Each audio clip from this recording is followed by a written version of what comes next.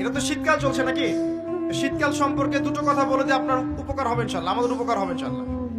একটা হাদিসে আসছে শীতকালটা হচ্ছে মুমিনদের জন্য গনিমত। মুমিনদের জন্য কি গনিমত? মানে হচ্ছে একটা সম্পদ, যে সম্পদটা যুদ্ধ করে লব্ধ করতে হয়, কিন্তু এখানে কোনো যুদ্ধের প্রয়োজনই হচ্ছে না। গনিমত, উপহার, গিফট।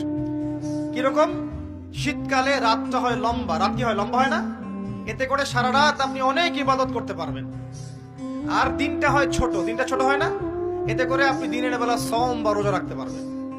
শীতকাল আসলেই সাহাবীরা বলতেন আহলান সাহলান। শীতকালকে বলতেন আহলান সাহলান, শীতকাল তুমি এসেছো, আলহামদুলিল্লাহ।